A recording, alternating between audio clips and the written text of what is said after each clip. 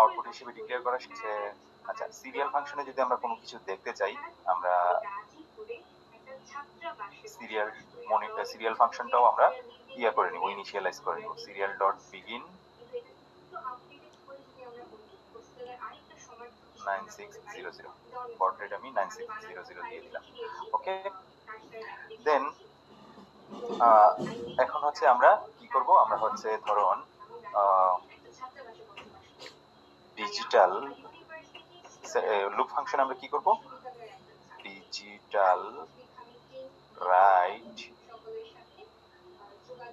করব